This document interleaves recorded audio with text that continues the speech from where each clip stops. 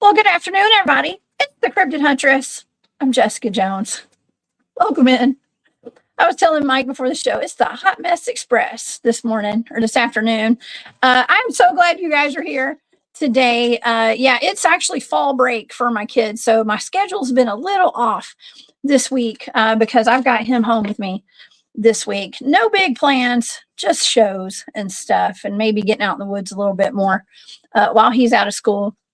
But nonetheless, we have a really interesting show today. Super fantastic information. We're going to be talking about mounds and cryptids. Okay. What I was taught as a kid were what we called Indian burial mounds. We have them all over the state of Georgia. We actually have them all over the east side of the country and the Midwest. They're everywhere. Okay, these mounds, and y'all know what's in them mounds there, giants and stuff. Okay, but we're also getting a lot of cryptid reports, especially Dogman and Bigfoot, but a lot of Dogman reports around these mounds. And today I do have Long Island Bigfoot Mike here in the studio with me. He lives up in New York. He's familiar with these mounds.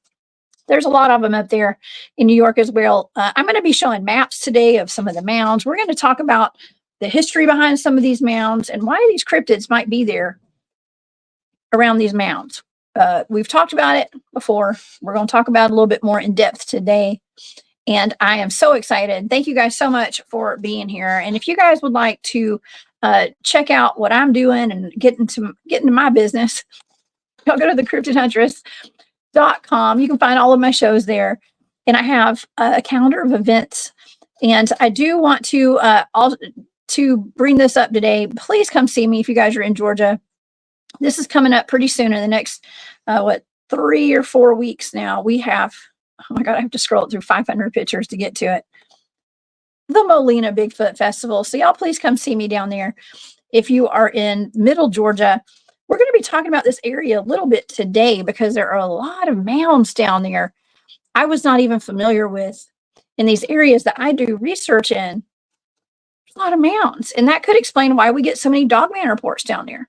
Okay, but I'm going to save it for when Mike comes up on the screen today. But yeah, please just go to my website. That's thecryptidhuntress.com. If you'd like to catch up with my shows, or just go to my YouTube channel, The Cryptid Huntress. I also have a Rumble channel. You guys, please follow me on Rumble as well. I have, that's my backup in case something were to ever happen to this channel here on YouTube. I do have that channel. My shows are also streaming live on Facebook as well. So you can find my shows on Facebook, and I post them on Twitter. All right. So y'all can find me anywhere, and my shows go immediately onto Spreaker. So I have all my shows on podcast platforms as well. After each show, I usually put them straight onto that platform. All right. If you'd like to support my work, I do have a Patreon. That's the Cryptid Huntress on Patreon. Thank you to all of my members. Y'all are the best. And all my shop is on sale this week. Again, I put it on sale again. I love having sales for you guys. And so War Woman Goods on Etsy, if you'd like to support my work. And it's not just my work, it's my shop. But it helps my work. Okay. All right. Let's get to the show today, because I've got 5,000 pictures and I got not a lot of time to show those today. All right. Well, let's get to the intro here, and then I'm going to pull up Long Island Bigfoot. So we're going to be discussing the many reports of Dogman and Bigfoot sightings near ancient Native American burial mounds. That's what we've always been told those are across North America, from the history behind it to the blessings and the curses, okay, that surround that sacred land, and those sacred locations. And to help me do this, to look into this today, I have my good friend Long Island Bigfoot Mike on here. Y'all go to his YouTube channel and please subscribe if you haven't already. LIB is one of my moderators too. He's always been a good friend of mine, and we've actually done some boots on the ground field research up in New York together. I hope to do some more research with him in the future, but you guys can find him on his YouTube channel. He is a boots on the ground Bigfooter, and he's also had some Dogman encounters as well. So please help me welcome to the show my buddy LIB. What's up? What's happening? Hey, Mike, what's up? You too. Thank you for being here. Yeah, no problem. I mean, we talk all the time about stuff. We might as well, do a show about it, right? We might as well. Because I mean, you do more boots on the ground field research and put it on your YouTube channel than just about anybody I know. Okay, because you're always out in the field doing something. I know. So I'm slowing down. I'm trying to step out of the way for some other people here. But yeah, I do so much that I don't even get the chance to put it all out, honestly. Like I just put out a champ thing, I think we were talking about, from Lake Champlain, and that was September of last year, so I'm backdated. Yeah, no, it's wonderful. I watched it. I love it. It's like a short documentary on your travels, and so thank you for sharing that with us. Not all of us can get out to these locations, and so myself included, but people live vicariously through our videos and our research that we're doing, and you really do take us all on an adventure. So I can really appreciate that. Thank you. Yeah, that's the whole point. I think it's nice that we have a platform like this where we can share these things with one another. You know what I mean? And then you get to meet people like, I mean, like you said earlier, we met in Montauk, and I think I jokingly said it was kind of like an episode of The Real World, like on MTV, because really nobody there had really met each other, but people flew in from everywhere, and we just kind of combined forces for good and did what we had to do, and like spread out and tackled the mission, right? And then came together and did what we had to do, and I just it all worked out really cool in a really amazing way, and I don't know, I hope there's more of that type of thing, even if I'm not involved, like just to see it happen, like these meet and greets that keep popping up and things where people get together. It's great. It's great. Oh yeah, absolutely. Well, we're a really fantastic community, and there's a wonderful community of like-minded individuals, and we may not all agree on things when it comes to the cryptids, but we all have a thirst for knowledge and a desire to uncover the mysteries of cryptids.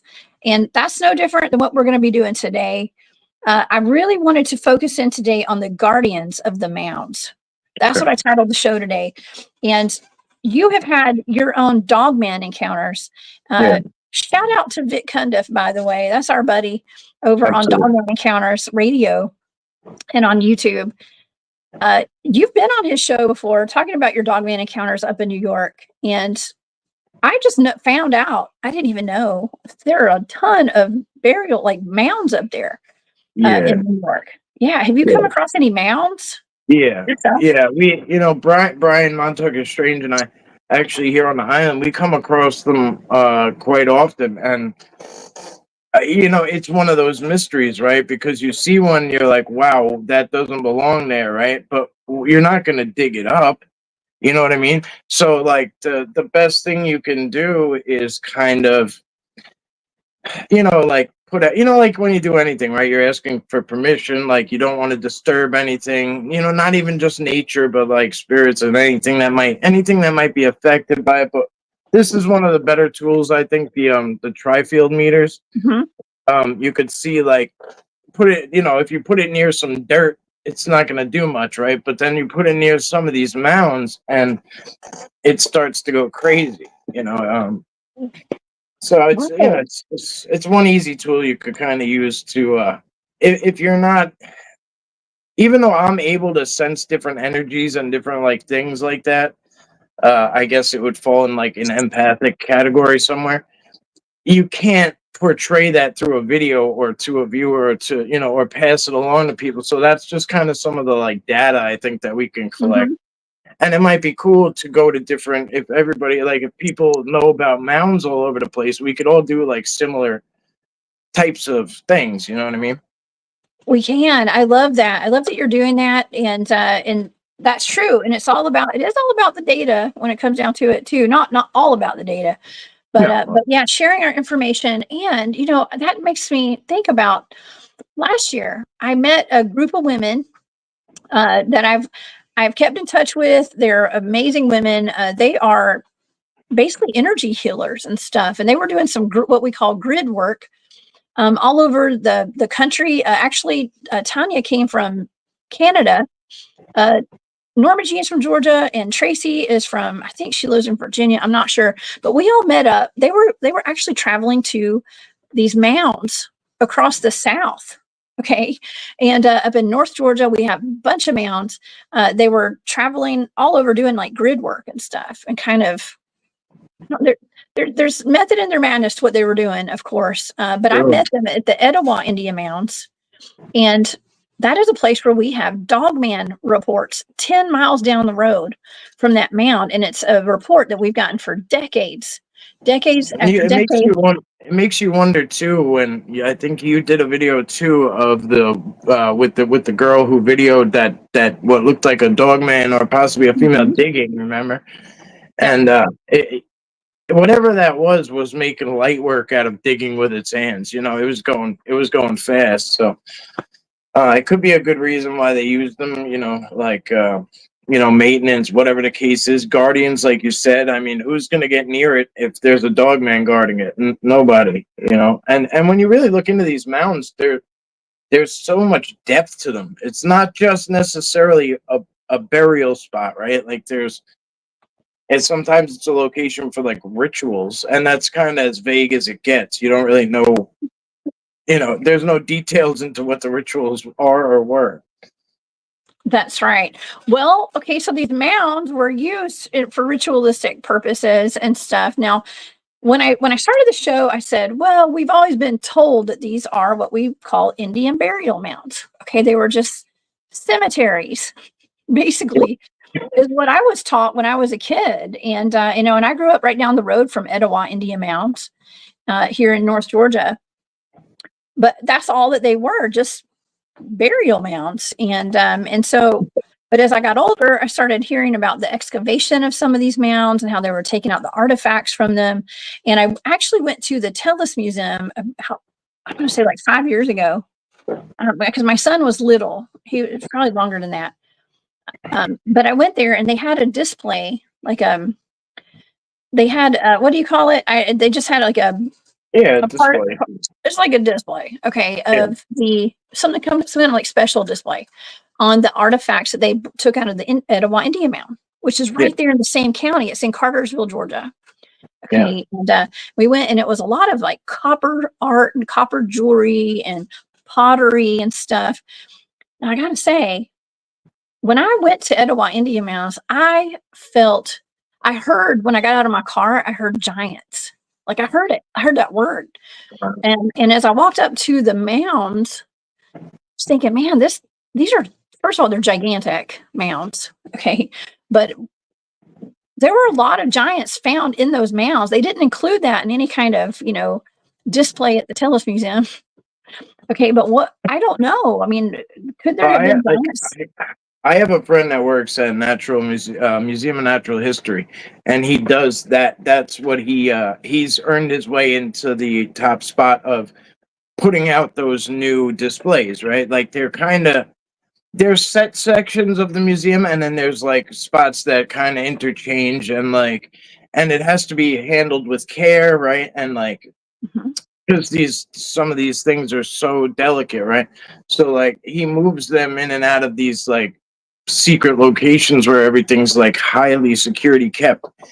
And you know, I had a lot of people ask me to, like, you know, would he come up, would he talk, would he say what he could see? And he won't even go into depth with me, you know what I mean? Because he's like, look, like, and he's a young guy, he's, you know, he's 39. Like, he's made his way into a good spot, a good position. Like, he doesn't want to lose his job.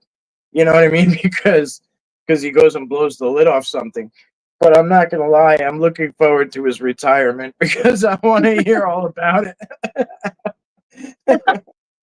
Yeah, I feel you. Well, I did have Dr. Wu on my show a while back, and he said that he had handled some of those bones, and said that he was telling us about came on the show. He was talking about holes in their skulls.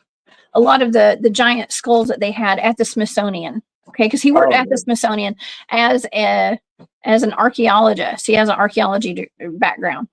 Okay, and so of course I was like, oh, they were probably executed or something. You know, that's what I thought he meant by it. But it turns out he said he didn't know. He didn't. Maybe some people just can't talk about what they really think. I don't know. He said something about maybe it was like, what do you call it?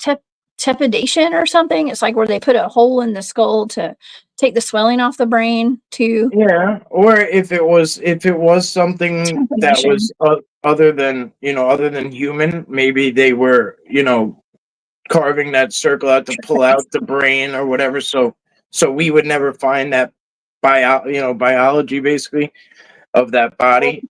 There's certain reports of like reptilian people that go into the hospital and they get injured, whatever, and then they get into the hospital and then the doctors start working on them and they're like, what the hell? They see like 3 lungs or whatever the case is. They have different, they look like a meat suit. They look human, but inside they're different. So it could be something like that. I'm just kind of spitballing off the top of my head. Yeah. There's some things that I just don't know if we're not supposed to be privy to this information. Exactly. Okay? Just let's put it that way. We're not supposed to know. Whoever they are doesn't want us to know. But we do have whistleblowers that come out and people that will drop us breadcrumbs occasionally. And I think it might all come out in the future. Yes, Hans and Andrew and everybody that brought that up. It is a cranial trepanation. Okay, that's what we were talking about. Okay. So I do have a map up here. This is actually from 1890. It's from the Bureau of Ethnology. Okay, this is a map of the mounds. Okay, these are mounds. All those red dots right there are mounds. And it's mostly, this is mostly, of course, on the eastern side of the United States. Because I know there's going to be a few people watching that aren't from the United States. Okay, that may not be familiar with this map. But okay, so Mike, you and I both live on the eastern side of the country over here. I'm down south in Georgia. You are up north in New York. Yeah, I can't figure it out. Thus the slang differences, okay? Like I say Vienna, he says Vienna. Okay? Yeah, Vienna sausage, yeah. Okay, so there are some differences, in our I'm not gonna say in our culture, okay, but just in our regions. We have regional dialect that's a little bit different. That's all. We're the same. We talk different, basically. That's right. Okay. So but here's a bunch of mounds and I did. Okay, so what I did is I've zoomed in and I've taken pictures of kind of like each state that I want to talk about, and then we're going to put a comparison photo of the North American Dogman Project. I did hit up Kenny, maybe it was this morning. I see if Kenny from the NADP wanted to come on with me. He stays up late working though, so I'm going to show, and I'm giving full credit, it's the North American Dogman Project with their sightings maps of dogmen. And we're going to compare those to these mounds, the pictures of where the mounds are here, because I think it's very interesting. Very, very interesting information here, because I think there is a pretty big correlation, if you ask me. Now, before we get into the dogman aspect of this, let's talk a little bit about these mounds, because I think, they're called earthen mounds. Earthen mounds. When you really start looking these things up, there's several very famous mounds that people know about the most. That would be the Cahokia Mound. Okay, out of Illinois. The Etowah Indian Mounds is what I know best. Out of Georgia. We have the Serpent Mound. I think that's in Ohio. Okay, we're going to talk about all those today because there are Dogman sightings. Okay, there's the Dogman sightings around all these mounds. So, okay, so earthen mounds, including some of the earliest monumental constructions of the world, it says that they were engineered by diverse Native American groups over the millennia. Okay, their different sizes, shapes, purposes of mounds have varied greatly over time and geographical distance. They play a very important role in the religious, social, and political lives of Native American people. Some have been burial mounds.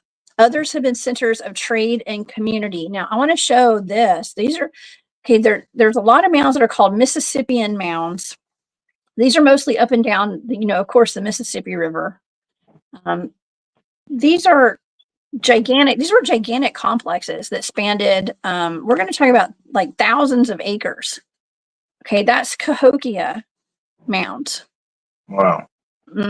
Huge. Okay, archaeologists have been fascinated by the engineering feats of the mound builders. They've been excavating and mapping these mounds since the 18th century. It looks like there's a couple of pyramids on the property too. It does. It does.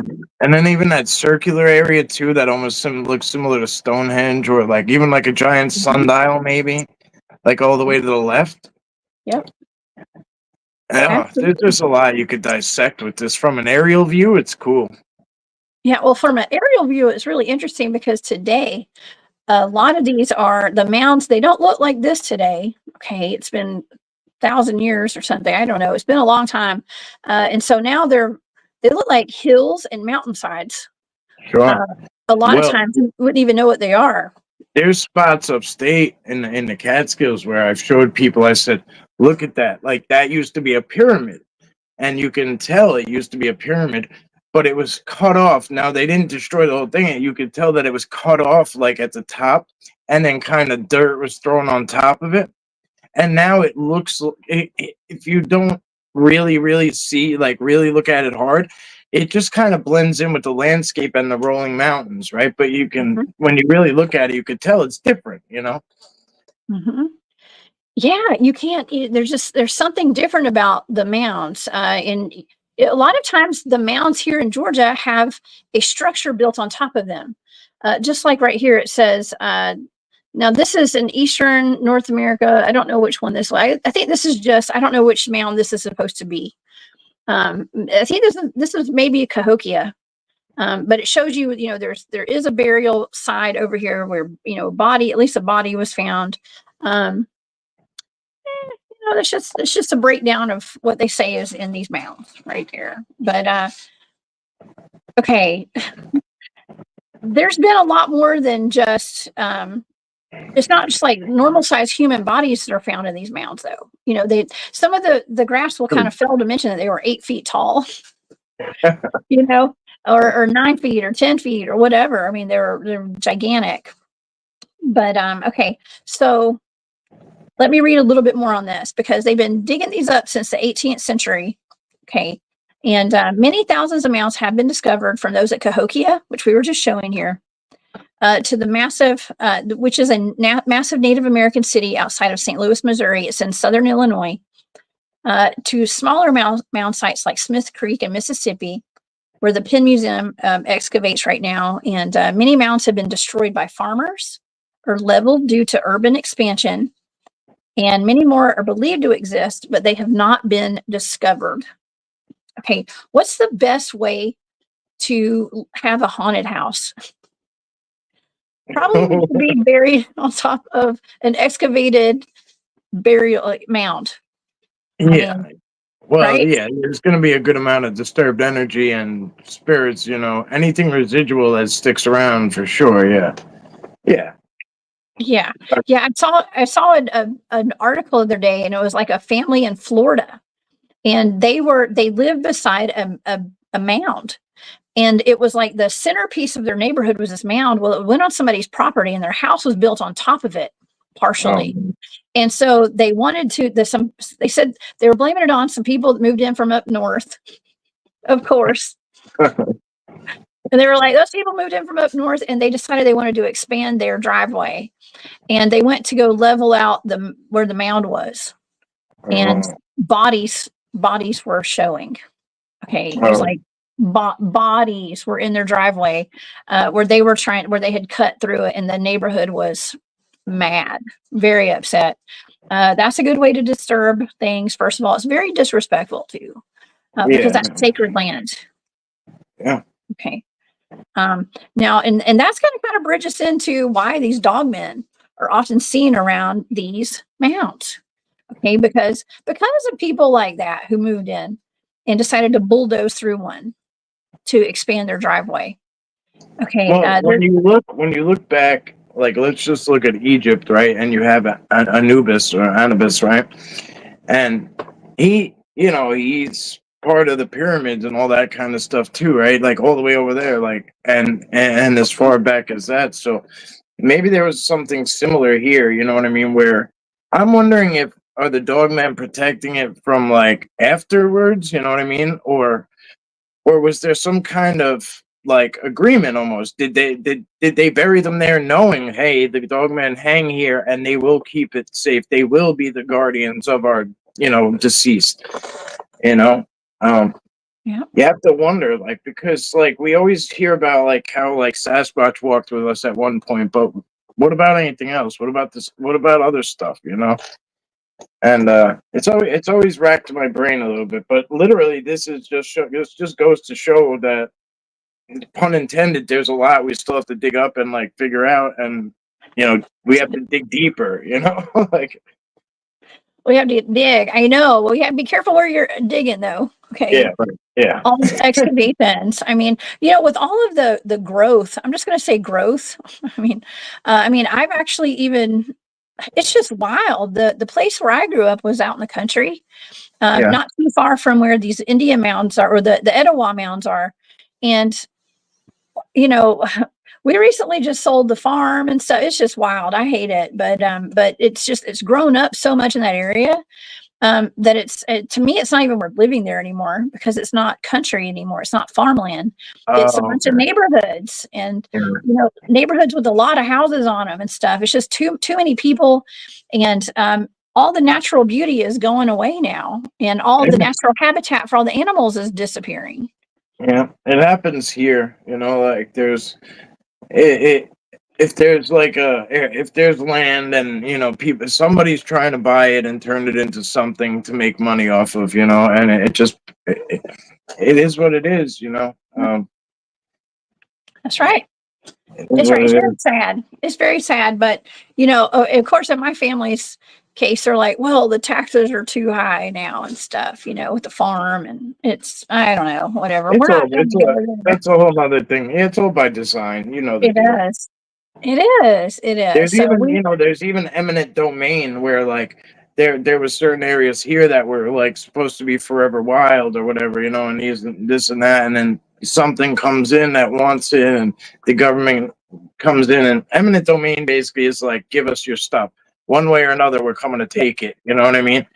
Make good with us, make a deal with us, or don't. We don't give a shit. It's ours. And like, yeah, it's crazy. Like, well, in that case, the people who own that land would most likely curse it inadvertently or on purpose. And I can understand why. And Indigenizing Mind says, yes, never disturb sacred places unless you want to be disturbed. And ain't that right? Okay. Mm-hmm. So I don't know why I just thought of this, but I remember I was having a conversation with some of the guys and the ladies on our Bigfoot expedition a little over a week ago. And we were sitting around the campfire. We were talking about how we needed to always bless your food before you eat. Say a blessing to create, it kind of like has a counteract any kind of curse that was put on it, Sure. And so, let's just say you are moving into an area like, I did not curse my farm. Okay. There's no curses on it. I would never do that. Okay. Our farm always did have a something haunted going on there, though. And come to think of it, My grandfather bought that land back in the early 1950s. It was like 300, 400 acres, right? And he bought it he bought it cheap because the man lost it in a gambling thing. Okay. I know I shouldn't be giving my family's personal business out here online, but I remember the story. But this is all just kind of clicking in my brain right now. He bought it from them, and it was a total loss for that family. Okay, well, let's just fast forward my entire life. I would never sleep in that house on the property because, and I grew up there in another house, but my grandparents had a house there, and it was extremely haunted, like a dark entity, like ancient entity. Was around that house, and I always felt it. And I feel like, and I did feel there were times that I felt like that land had been cursed. Okay, maybe it had been cursed at some point. Now it was beautiful, and I loved being there, but I wouldn't stay there by myself at night. Sure. So it could have been cursed. I don't know. Yeah, I mean, I don't know either. You know, something I was just thinking about too. You got to be careful where you dig to. So, like one of the ways to get rid of cursed items is to bury them. Right? I made a mistake. I don't know, 5-6 years ago, whatever. I was starting out. Somebody wanted to send me and my team this like special thing that she wanted to make for everybody, right? And it sounded like such a nice thing, right? And I was like, wow, that's a really nice gesture. You don't have to do that. Handmade, like with a crystal and this and that, and it was really nice looking, right? Okay. Somebody's like, yeah, you got to get rid of that shit. And I'm like, what are you talking about? I'm like, it's pretty awesome. I'm like, they went through a lot of trouble to do this for us. They're like, no. We looked into like the meanings and everything everything that's involved in these pieces, and they are like, cursed, like in a sense, however you want to look at it, because witchcraft isn't necessarily a bad thing, right? Like nothing's necessarily bad, it's how you use it, right? But this particular item was like, I don't even want to say his name, but it was we're talking about down below, it was like some stuff from him. And one of the things, yeah, down where it's hot. Yeah, right. So one of the things that I would suggest that I do, besides cleanse myself, my house, whatever, blah blah blah, was to bury it a certain depth, right? And they were like, don't just, because first of all, it's crystal, part of it, some of it's metals, this, that, the other thing. They were like, you need to you have to do something, put something around it. I won't get into the whole process, but the end result was to bury it. And I mean, nobody's gonna find it, but what if they did, right? What if somebody does dig it up and find it? Does that evil or whatever it is like start to rise again? Like, it's I don't know. You know what? That's why I've been told if you find something wonky that's been buried, don't touch it. Okay, and definitely don't open it. Yeah, I don't know. I'm not really into all that stuff, all the curses and voodoo and everything, but I know people who are, and the people who do it believe in it. Okay, so they believe in it. So just keep that in mind. Okay. Even if you're like an antiquer or like somebody like that, like goes like antique shopping or whatever, or thrifters, and stuff like that. Be careful what you bring back in, and like make sure you bless it or whatever the case may be. You don't know if you're bringing Annabelle or Robert, back in the house. Oh my God. You know what I'm saying though, right? Like, yeah, like dolls are freaky enough. Anyway, I didn't mean to cut you off. No, it's okay. No, you're right. It's all very connected because we are talking about cursed land today and things that are cursed, objects, pieces of property that could be cursed, and also blessed though. And sometimes it's a matter of perspective as to whether that's cursed or blessed. Much like our friend William Nighthawk has said, and I did invite William to come on the show today too, but I would love to talk to him. That was your last choice.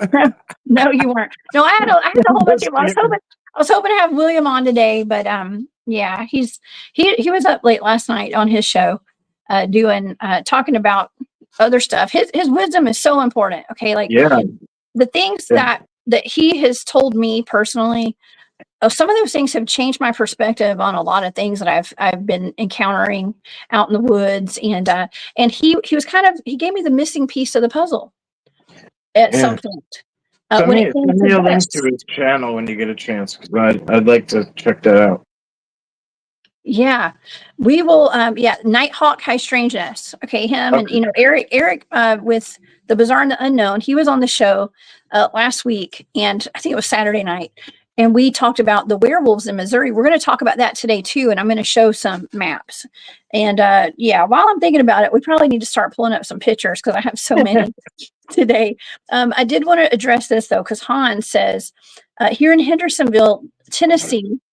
And my heart goes out to you. I know Hendersonville. That I guess the same Hendersonville that got hit by the floods and stuff. So we're thinking about y'all. The government allowed a mound to be bulldozed.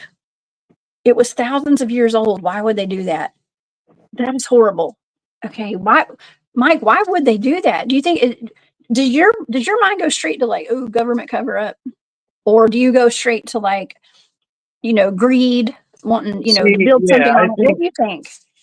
yeah, because it depends where they're getting the approval from, right? Like sometimes it's just complete ignorance, but yeah, if it's a government cover up, you're not gonna really get that property. This is why I tell people, like, you can have vast amounts of land, like, right, like thousands of millions of acres of wilderness, but you really want to kind of check where the state or the government has put their stamp. You know what I mean?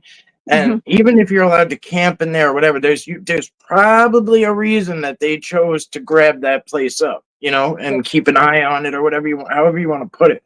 So, if there's a giant mound, yeah, it could have been greed. It could have been a screw up somewhere. Who knows? Or maybe they just didn't know about that one. They just thought it was a hill. But Yeah. I don't know. You never know. You never know. Yeah. Well, nonetheless, they did it, and that's messed up. And they knowingly did it. And I had found some articles on Lake Norris up in Tennessee. Okay, that's in Tennessee too. And they had covered up a Egyptian excavation site where there's an ancient Egyptian settlement there, and put it Lake Norris over it. So they flooded it Oh, out. Okay, oh. this is my pissed off face right here. I'm mad. Okay, like why do they do that? I'm not pissed off really, but No, okay, no, yeah, I it know is. what you mean. It's perplexing to me as to why they would do stuff like that. Now I know that in the name of like growth and moving civilization forward, they want to. I don't know. That's Maybe that's so. your excuse. So, like, water would be a kind of that's kind of like a safe way out. You know what I mean? It's for anyone who kind of knows how energy works and everything, right? So it's like, while it's a conduit, it's also or a conductor. It's also like a natural barrier. It would keep whatever it is down necessarily. Maybe this is hence how we get like spirits of the lake too sometimes, right? Like uh lake monsters, right? Maybe they're just Lake monsters. buried. No, that's what you've been looking for too up at Lake Champlain and stuff. So. Oh yeah, um, yeah. Yeah. Okay. Let's get into some of these graphs and charts of the mounds, and we're going to look at in comparison to the Dogman sightings. Okay. Now this is a picture of this is the middle. These are just the Mississippian, some of the main mounds right here. Okay. They call this middle Mississippian. That's the Mississippi River going straight up that map right there. And so this is just some representation of those. Now we have different regions of these mounds with the mound builders. Now, when I used to hear mound builders, I thought they were just normal humans. Like now I'm looking at the mound builders as probably giants. Okay, I'm not saying all of I them were. Yeah, I agree. But those are some of the regions. I'm down here in the Oak. Well, I'm near Okmulgee, in between Okmulgee and Etowah, down there in that purple section down in southeast, the southeastern side of where Georgia is. That's where I live. Closer to Etowah is where I am. Now, here's another representation of some of the mounds. Okay, now I did show y'all the map earlier of all of the mounds. They're all in the red, all the red dots. Let me pull that back up one more time. It's a lot of mounds. Now, these range from gigantic mounds like the Cahokia mounds to the tiny mounds Right. that people could have in their backyard and not even realize they are sitting on a mound.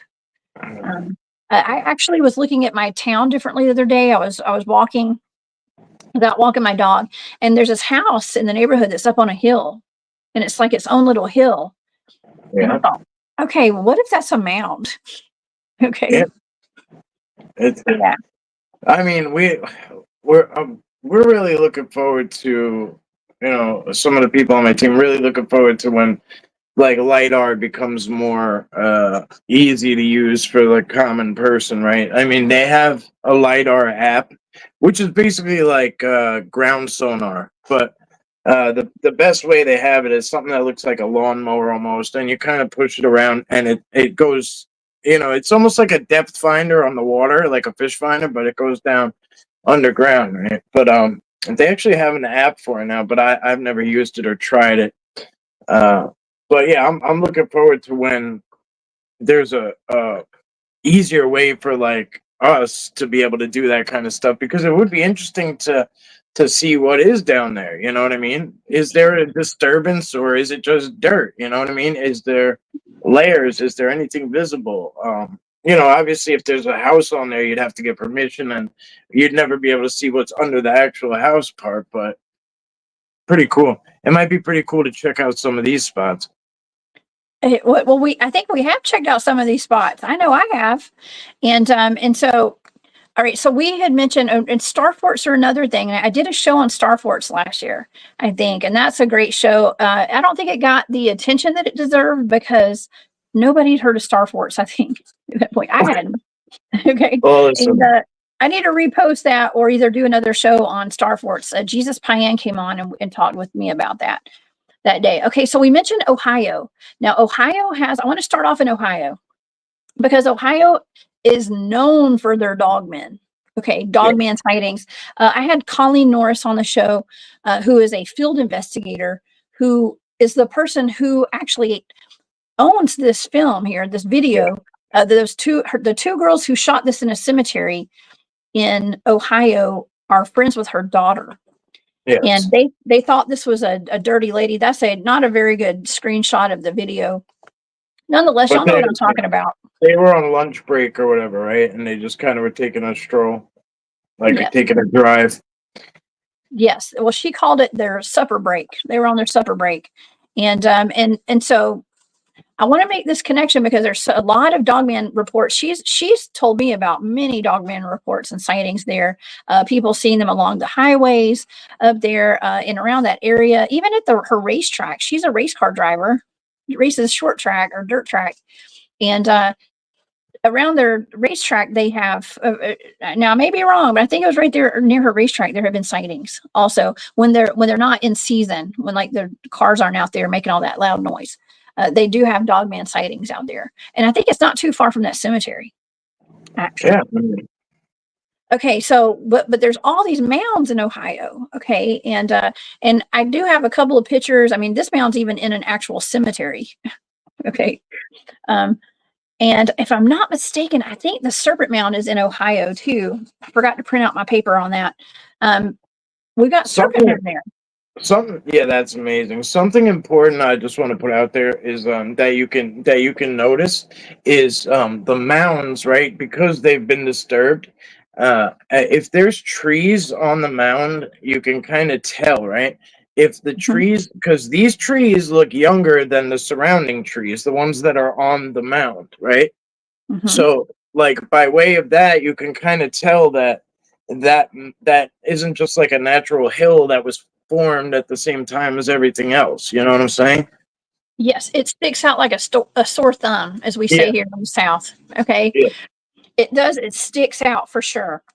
Okay, well now I'm going to show you a graph or a map of wait, that's Indiana and Illinois. Oh, here's Ohio. Sorry, wrong one. Let me get you the Ohio map. There it is.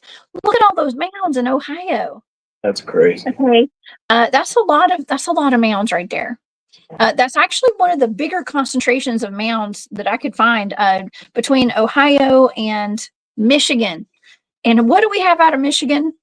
Dogman reports. Okay, a lot of Dogman reports. Okay, so here we go. This is the map of the mounds, and then I'm going to show you this is from the North American Dogman Project on their website. I did a quick screenshot there of, let's see, Ohio right here. I can get my computer to work. Okay. Now, let's see if you look at this map, and then I'm going to pull up the other map once again, and you can see it kind of correlates quite a bit there. Okay, with those Dogman sightings. Now, this I just picked this up off of the NADP website today. I'm assuming it's updated. Okay, it's pretty updated, and they do a great job of taking all these reports. Okay, the North American Dogman Project does a great job of documenting. Okay, and so here's the map again. Okay, now I'm not saying this is why the dogmen are there, but I'm just saying there are a lot of mounds there, and it could be related. Okay, it definitely could. All right, let's go to the next one, because we're going to be here all day. Oh, by the way, there was I also saw this on the NADP website, the Defiance, Ohio Wolfman attack. Dude, I got to look into that because I'm not familiar with that. So that was back in 1972. Just thought I'd bring that up there. Okay, let's see. I don't know if I've got the Minnesota map. We're going to skip over that one because I don't have a lot of information on that. But we have West Virginia. Okay, so West Virginia has extremely large amount of high strangeness. All right, in West Virginia, what do we have there? Mothman. Okay, we got the Appalachian Mountains, Bigfoot sightings, Dogman sightings. Alien. Where was, I guess that was Kentucky where they had those goblins. I'm trying to think. There's all sorts of cryptids out of West Virginia, though. Okay. Yeah, well, there's a lot of cave systems there too, and the Mammoth Caves run up and down there. Yes, I think Mammoth Caves start in Kentucky. I forget how far they go, but they're huge. They're huge. Yes, they are. Okay, so that's one of the bigger mounds there in West Virginia, and this is a map of the mounds are mostly along the river there. Right. I can't see what is the name of that river. The Konawa. I don't know. Sounds about it. Something like that. That's that river right there. And so most of the times the mounds will be right there at that water source. Okay, so we got that. And then I've got the North American Dogman map right here. Let's see, of West Virginia. They're mostly more towards the north, but also near near the rivers. And here, it doesn't mean that the mounds are connected to the dogmen necessarily, but the dogmen are typically seen also near the rivers. Okay, near the water sources, because they have to drink too, right, Mike? Absolutely, yeah. And it's that goes really deep. The waterways, there's a lot that I've been uncovering as far as the waterways. When I first started, it was like power lines and waterways because it's the path least traveled, but I've been realizing it goes way, way deeper than that. But yeah, absolutely. Yes. To answer your question, though, everything needs to drink. Yeah. It does. Everything's got to drink. It's got to drink. Okay. So now let's go to Tennessee. Okay. Let's go to Tennessee. Tennessee, that's where, Hans, you said you live there, right? We've got a lot of friends in Tennessee. Let's see if I can get my picture to change there. There's one of the mounds there. That's a big old mound. That looks fresh. It does. Well, it also has a structure on top of it. Yeah. A lot of these mounds have structures like gazebos and stuff. You know what a gazebo is, right? It's like a yeah. It's like a. I'm sure most people do. I guess this one is this one looks like it's actually like stated though, like that's what it is because it has a little path around it. Like, man, you could tell that's like a paved path. Yes. Okay. You're totally right. Let's see. I'm trying to find my Tennessee. Ooh, you know what? I may not have put the actual. I didn't do a screenshot of the Tennessee. Here it is, right here, Tennessee, Kentucky. Got it. Okay, so here's Tennessee right here where I'm pointing. That's Tennessee. Lots of mounds. Ton of mounds right there in Tennessee. Yeah. And then let's see. Let's look at the North American Dogman Project map. Now, y'all know we have talked about the Werewolf Springs out of Tennessee. I did a investigation up there in North Tennessee, right there where it says Cumberland in Nashville, right above Nashville, actually directly north of the ER and the L in Cumberland. That's where I was doing that, the Skinwalker Cave investigation up there. Oh wow. So there was a dogman on their property. They had had reports of dogman and Sasquatch on the property, and videos of stuff up there. So right there is where I was doing that investigation, and here we go with the North American Dogman Project maps. Now, this is okay where there's that concentration is right. Oops, backwards. Right here, that concentration on my side. That's the land between the lakes. Okay. That's there's the land between the lakes right there. And so, but that's kind of in Kentucky and Tennessee, but that's that same area right there where that is. Okay, now let's go back and look one more time at the mounds and where they are right there, because it's Tennessee, Kentucky, and I'll be darned, it's very. Uh-oh. Don't got leave me. cut out there. Don't leave me to talk about mountains by myself. I think we both disappeared just then. Okay, so could be a correlation, maybe so, but of course it's another water source. Okay, and the mounds are right there on the river and on the lakes. Absolutely. Right there. Okay, so there's a lot of factors that a lot of things can factor into why these sightings are there. But I see William in the chat. William, I was just mentioning you a while ago. William Nighthawk with Nighthawk High Strangeness podcast. There is what he did, and now I don't think that I have actually stated this on during the show today, but William has done a show in regard to the mounds and to sacred lands and why there could be a lot of cryptid sightings there, including the land between the lakes. And sometimes that land, let's just say it has been cursed by a shaman, a medicine woman, a medicine man, to protect it. Now you can look at it one way or another, cursed or blessed. Right. Okay, it depends on your perspective. Sure. And so it's a we lot went of that route. We cursed. went that route with Junior, right? Like he was deemed a monster, but I mean, who was really the monsters in the Montauk Project scenario? I mean, the humans, right? Just because Junior showed up for a day and trashed the place on the project, I mean, that doesn't really make him a monster, right? So, I mean, sometimes the curse is maybe a bad thing for us, but it's for a greater good or something to that effect, right? Yes, for sure. And what better creature to protect an area at all costs? Okay, that's what William said. They're protecting the land. They're actually kind of conjured there to protect the land at all costs, and this is sacred land, and so that would be to keep people away. It would be to at all costs means to the death, in my opinion. Okay, to protect that land before somebody comes in and ruins it, like that bulldoze land out in Tennessee. That bulldoze man, like I can't talk, mound that Hans was talking about in Hendersonville, Tennessee. Right. Yeah. Yeah. I mean, the Dogmen seem to get off on like scaring people too. You know what I mean? Like it's it's almost like I don't see why they wouldn't enjoy that role. You know what I mean? Being the protector of a certain area. Yes.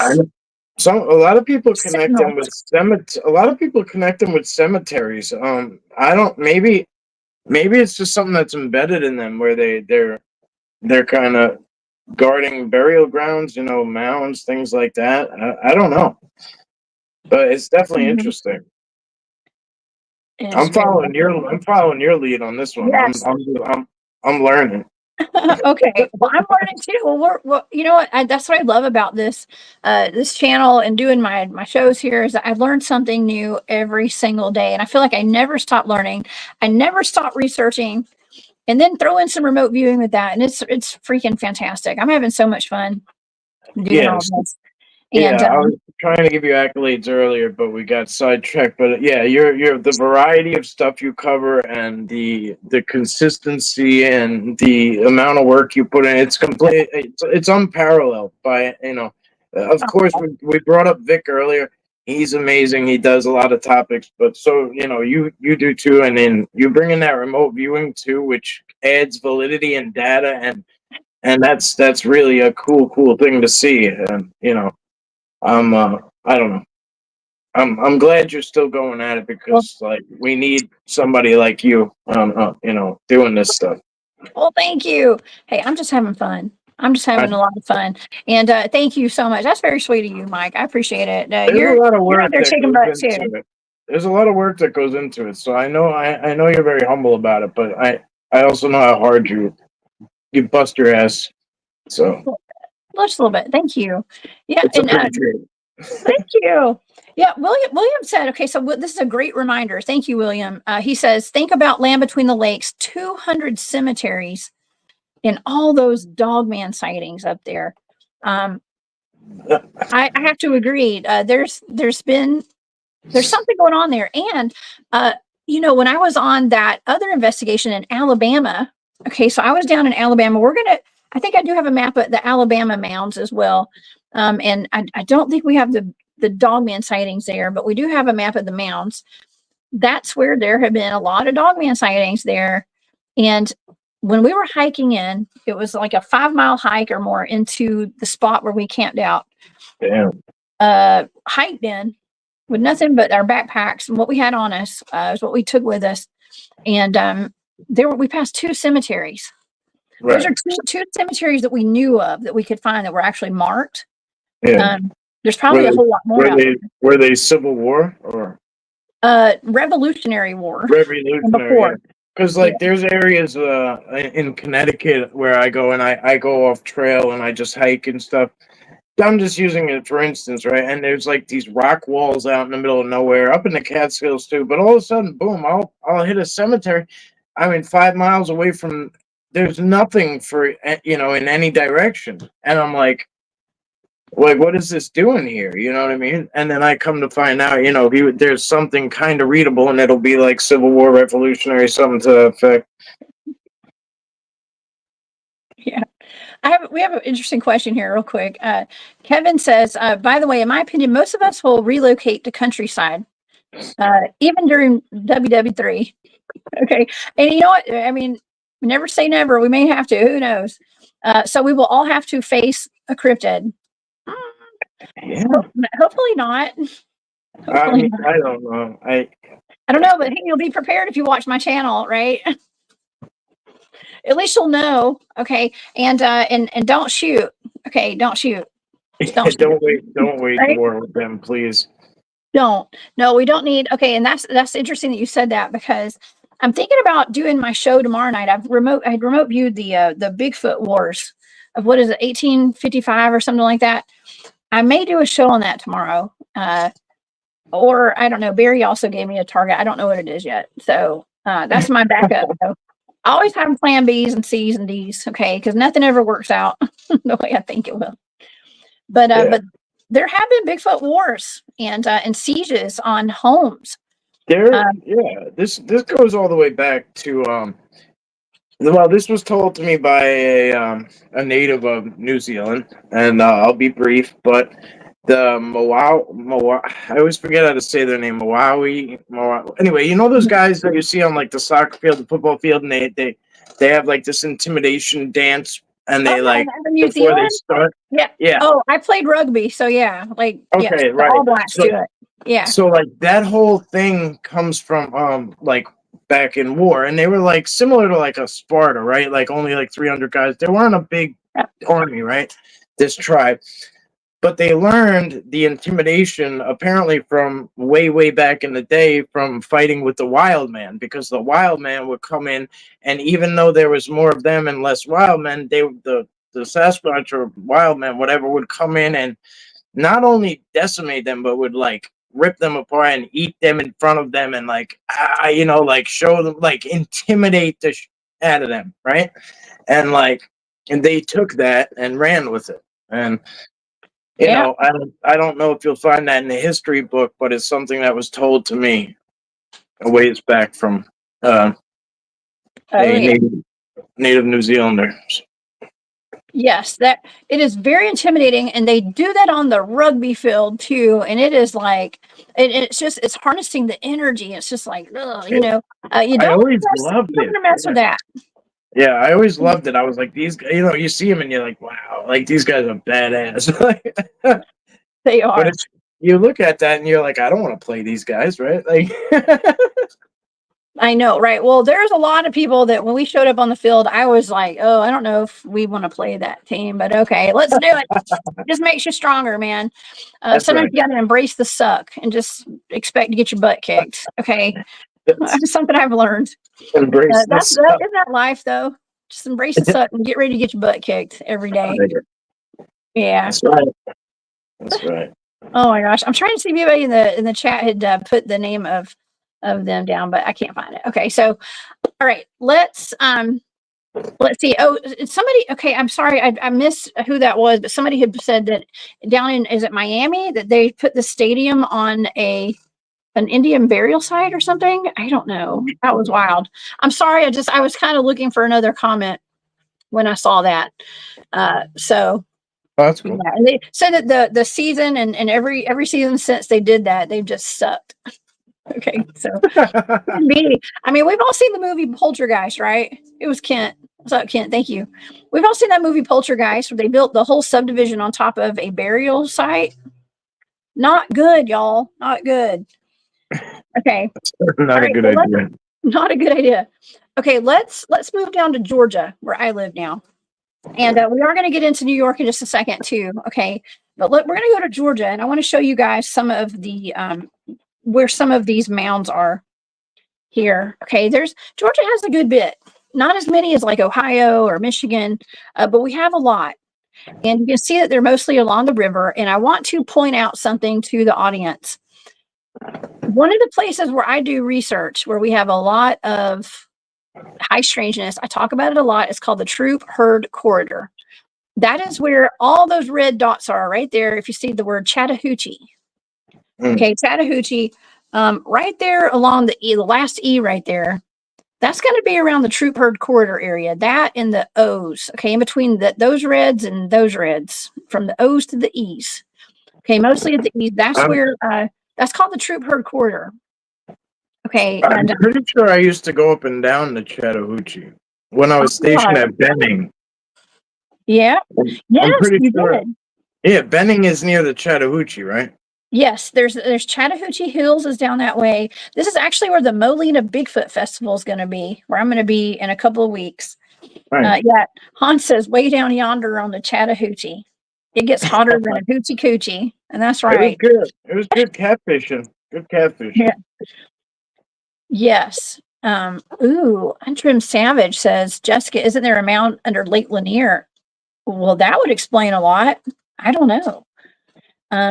That's another one of those man-made lakes that they wiped out all these communities to put the water in that lake, and now that lake is haunted. It's haunted. One of my first high priority remote viewing targets was I didn't know it was a missing person. I didn't know what it was, but it turned out to be a missing person, and I located their body and how they died. It was someone who had been shot, and their body was dumped in Lake Lanier. And I actually, in my data, I had drawn what looked like the Buford Dam, and I heard a gunshot, and I also said that I saw a body coming up out of the water in a community area, like a marina, and that's exactly where that body was found, where it came up after I had done that target. Later down the road, the body surfaced. Yeah, I think I wrote picnic area. The body would float up. That's So, and cool. it did. I know, It's, right? it's shitty, but it's cool. It's really cool. It was horrible. Okay, but I think that I have had at least 2 cases where the bodies were found in Lake Lanier. Okay, and so it's a dumping ground. Okay, unfortunately, it's a big gigantic lake, but that's up in North Georgia. It's going to be more towards like Atlanta up to the going northeast of Atlanta. Okay. So that's not, now we have Lake Allatoona, which is also a man-made lake, I'm pretty sure. And that's up in Northwest Georgia, kind of. But a lot of these lakes do hold, there's something there. Okay. There's a lot of cemeteries underneath there. Well, There's an absorbent amount of people that drown in these lakes every year. Savannah is not, that's obviously the Savannah River, right? But isn't Savannah considered like a ghost town or whatever? It is very old. I Yeah. wonder It's how a many port city. mounds are like. I wonder if there's any mounds related to that area, you know, or Yeah, it's around right it. there. They're in the picture right here. You can see it over by you. Okay, I don't know. right by your neck, right there. It's right there. Oh, Yeah, okay. that's All right, Savannah. You can because I see see there's it. a lot. There's a Savannah on top and then one on bottom too. So I Oh didn't no, know. that the one on top is the Savannah River. Now the one on the bottom, right by you, that's like perpendicular to you, is Savannah, Georgia. Is Okay. the city? It's right there at the tip of South Carolina, not too far from Charleston, which is I was another there. bad city. I was there once, but it was pretty. It was a pretty brief thing. Like I wasn't there that long. Hmm. Ooh, okay. This is interesting. So Untrimmed Savage says, I remember when we had a severe drought, the lake receded and a racetrack was exposed and even a mound. Oh shit. Wow. I don't put that past anything past the realm of possibility. I believe it. I can't understand. I mean, with all the mounds in Georgia and all the lakes that they've made, I can't imagine them not knowing. I'm sure they knew that mound was there. Okay. But, I don't know. I do believe there's a cover up, but I don't know. I don't know what the purpose is of all these lakes. The lakes are beautiful, though. I mean, I've gone swimming in all of them, and I've ridden boats in all of them. You know what I mean? Yeah, of So course. I've used them, but at the same time, like it's not fun diving in a lake where I know that I know bodies have been dumped there. That's not a good feeling, you know. So all right, well, let's get on to something more exciting than bodies getting dumped in Lake Lanier today. Okay. I did want to show this picture because this is Alabama. So I do have a picture of Alabama. It's a little bit clearer picture of like the troop herd corridor right there between the the last A of Alabama and the G of Georgia and the E of Chattahoochee. That's kind of the troop herd corridor. Lots of mounds there. I have never come across a mound that I know of there, but there's a ton of them. So now I guess I need to do a mound trip. I need to go look for these mounds all along that area. But that's the area where we do get Dogman sightings, Dogman reports. I did not have a map with the NADP of the Georgia sightings. They just didn't have one on their website. So, I but I mean, can say, this map Mhm, makes it look like they're right on top of each other, but I mean that, you know, areas are huge. You know what I mean? So they are yeah, like that's probably over the course of a lot of mileage. So several counties. Yeah, a bunch of counties. But I just wanted to point out that does run along the troop herd corridor through Alabama, even into like I don't know if Roanoke is right there and stuff, but that's like a nuclear waste dump or something. Okay. They have a lot of high strangeness. I'm not sure how close that is to there. But yeah, that's a show for another day. It's I could cover Roanoke, Alabama in a whole show. I'd Okay, love so to know the rhyme or reason behind them. They almost look like ley lines sometimes, or like, you know, like they're following the water maybe or whatever. Most of them, and then sometimes there's just these little pockets of. yeah.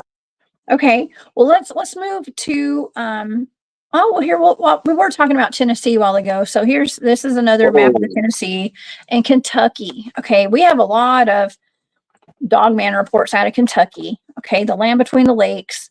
And this is kind of on the map. I just wanted to show you where the land between the lakes are or is, and it's right there on that. You can see them down there on the far left. It says Kentucky Lake down there, and Lake it says Lake Barkley. I think that's Where's the land between the lakes? Yeah. Okay. So just so you can get an idea of where the land between the lakes are in conjunction to that that picture of the NADP that I showed of Tennessee. That's where the Dogman sightings are right there. Okay. Let's go to Pennsylvania real quick because in Pennsylvania I covered Dennis Carroll was on the show. We talked about the horned giant skeletons. Okay, I know people in the audience will probably remember that.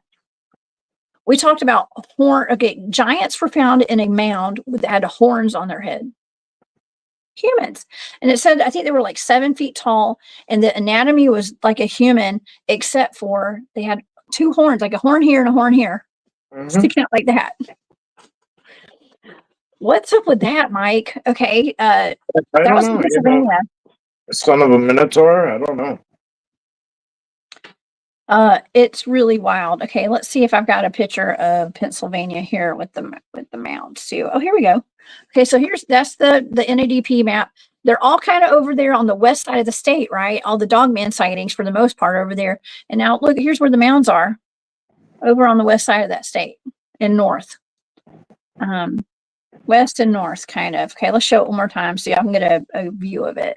Okay, so where the mounds are on both of those. Okay, and so here's another map with this is the North American Dogman Project. This is another they call this the Northeast Sightings map, but I'm not saying that this is 100%. These mounds are all associated with these dogmen, but it's very similar in the maps. Okay.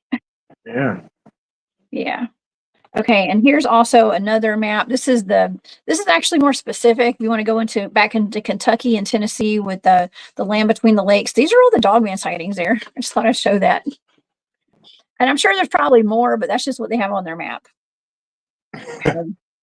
Probably so. Okay, now we don't want to leave out Virginia.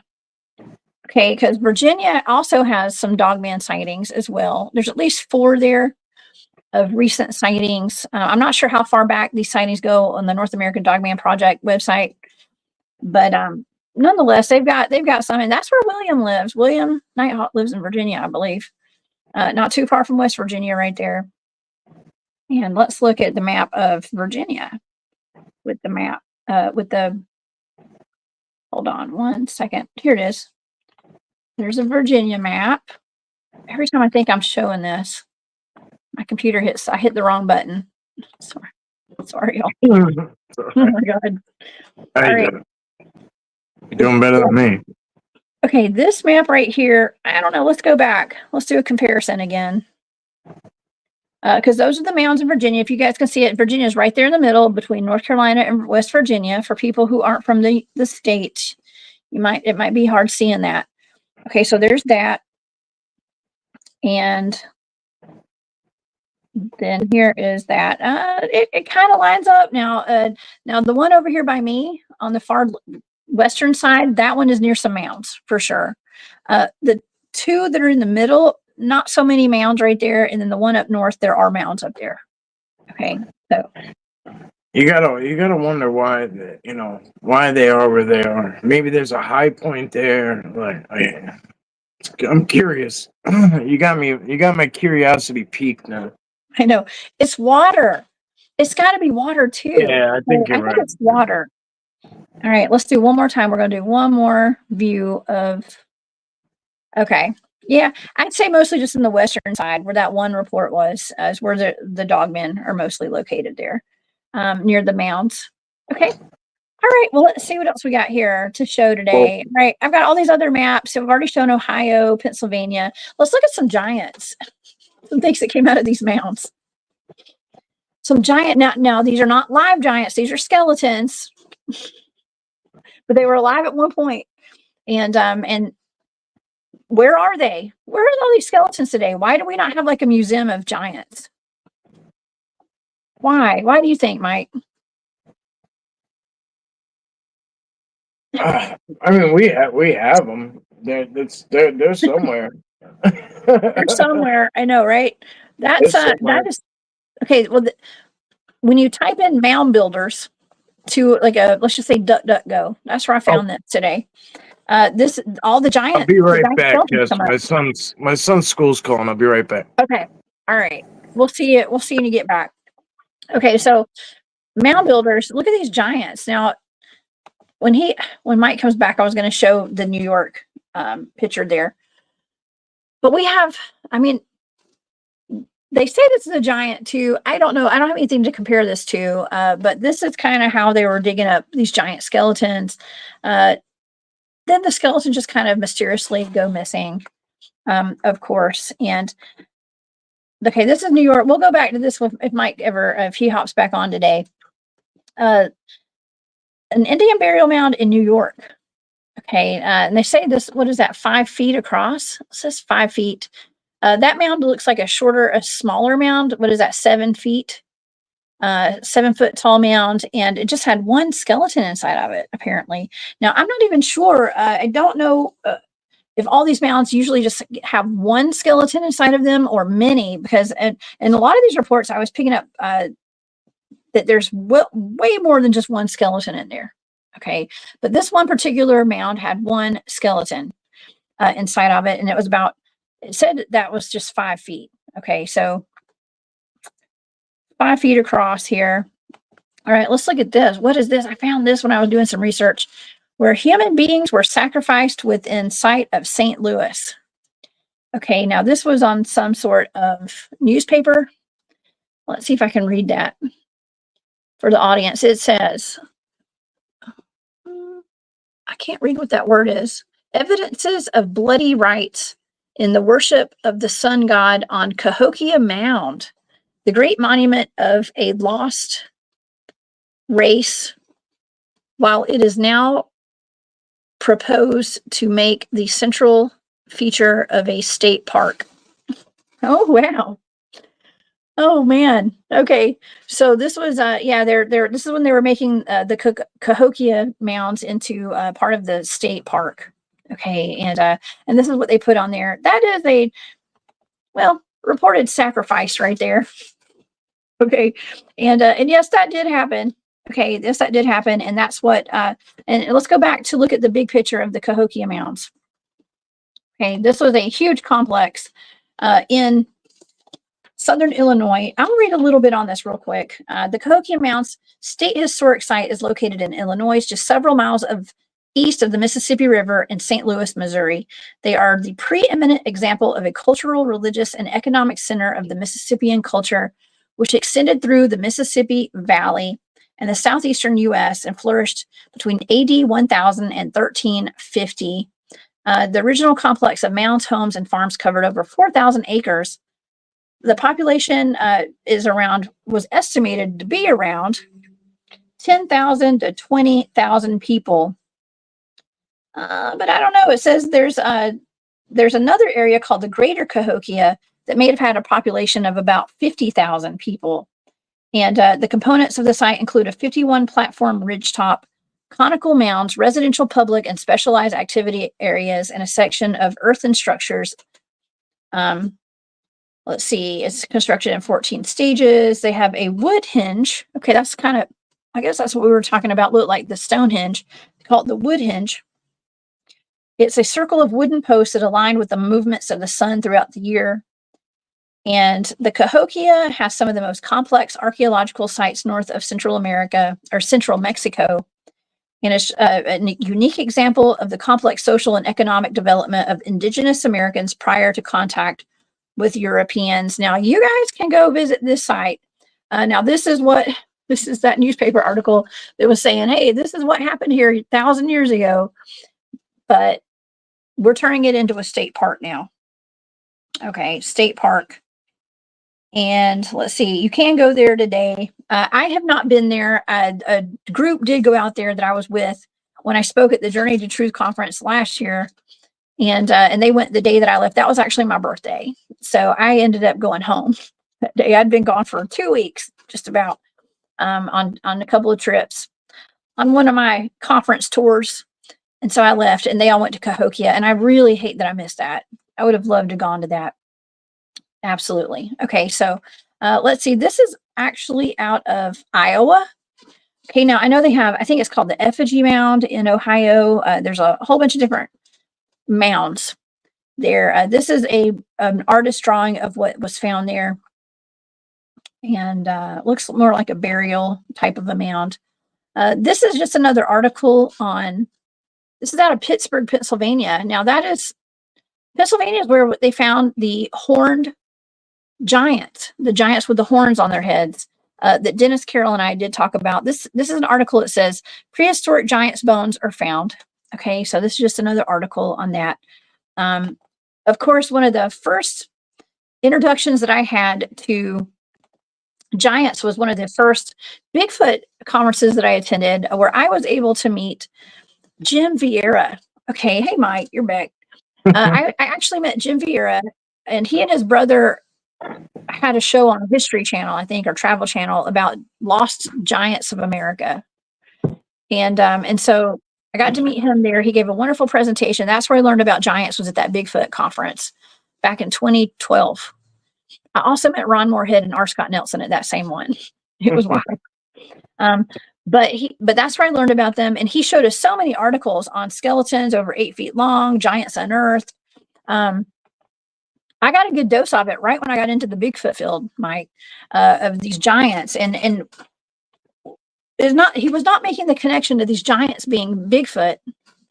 He was making the connection saying they were actual giant humans, which was mind-blowing to me, because there's a lot of stories that I've studied or I've done remote viewing targets on, and people assume that they were giant Bigfoots. They were actually giant humans. Well, I'd imagine there was some sort of crossbreeding too back, a ways back, or, an attempt at it before they realized how imperfect we are. Self-destructive. Like, let's not make more of these things. Like, no. Yes. See where it got us. See where it got the world. Yeah, for sure. But giants are so important, an important part of our history. Okay, and I think it's really cool. Last week I did my remote viewing show was on the Tartarian Empire. I do think that giants ruled the world before we were here. For whatever reason, we got tiny, and now we're tiny. But you were even mentioning things like the New York Giants, right? Oops, I hit the wrong button. Hey, there's another. That's an Ohio mound right there. Just in case you're wondering, I hit the button by accident, but that's an example of skeletons that were found, like a large number of them, more than just one. Okay. Yeah. But we were talking about like the New York Giants, the Tennessee Titans. Yep, the New York Jets used to be the Titans back in the day. Now it's Tennessee. Connor Flynn Bigfoot Anon.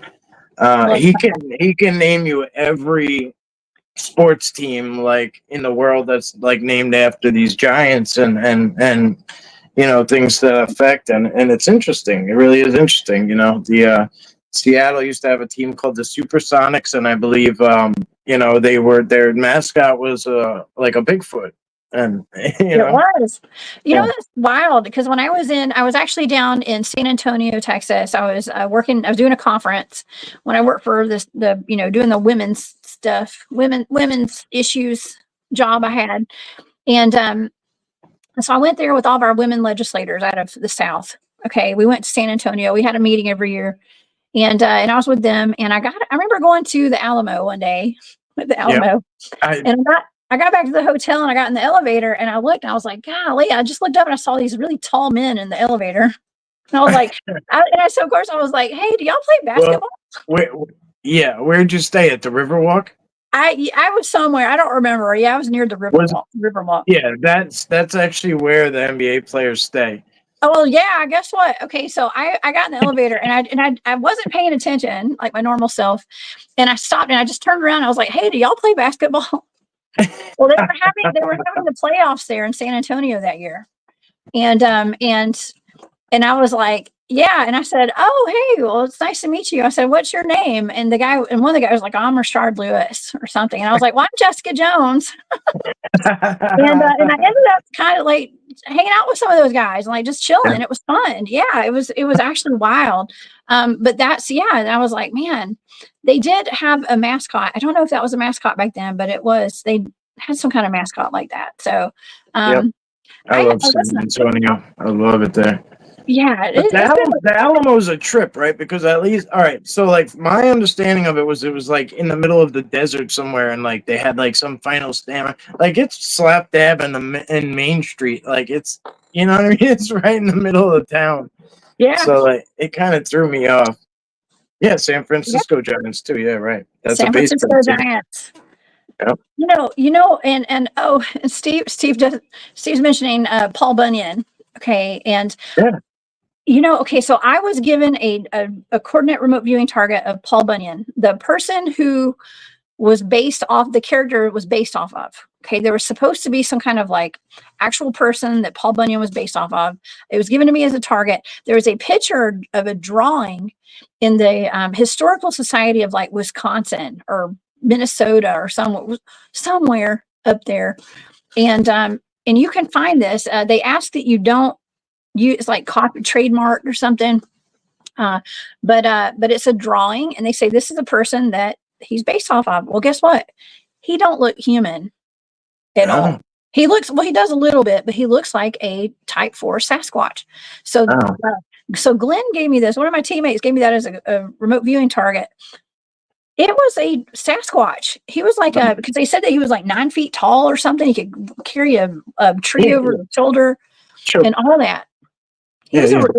he was supposed to be a real person. He was supposed to be a real person, and he was from like oral tradition, like all the lumberjacks and the loggers. Sure. Well, when you think about like all the amount of equipment it takes us to like chop, get wood cut down, it's a whole army of men and big machinery, like big try, and then you got this mythological man who rides a bull into the, and chops down trees and carries them around, and you know what I Yeah, mean? It's like so he, in a sense, he was superhuman, but yeah. yeah, yeah.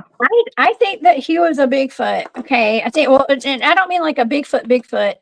I mean he was the product of probably a Bigfoot and a human. If you know what I mean. Yeah. That's what when I was watching MK Davis when I was at that conference, that town hall last year that I talk about all the time. It was mind blowing. And MK gave his presentation there. He talked about the different types of Bigfoot and the different types of Sasquatch, and he said, there are certain types that are, human. It's where a human and a Bigfoot mated, okay, and whether it was willingly or not, if you know what I mean. I mean, it's horrible to Yeah. say that, Sure. but there were products of that. I'm trying to say it in a way that's not going to sound. I mean, it all sounds terrible, but Well, there were women. products of Some those. women were carried off, and you know what I mean, taken away by against their will. Yeah, and some women, we hear the story of Zana out of, I think that was in Russia, maybe. Um, Uh, she had human children as well. Okay, so they're actually her descendants are still around, or there were pictures of them at some point. So yeah, so it happens, but like with the Paul Bunyan, man, I mean, imagine being a human woman carrying a gigantic baby like that. I mean, I don't know how big they are when they're born. And yeah, this is for educational purposes only. I don't know. I'm not saying any of this is true. Okay. It's for entertainment purposes. What we're talking about today. well, it's all speculation, really. I mean, we have some data, but the rest is really up for grabs, and I'm sure there are people that have the answers, right? I mean, history. There is real history, and then but our country itself is full of crap. You know what I mean? Like our kids were just off for Columbus Day, right, from school, and Yeah.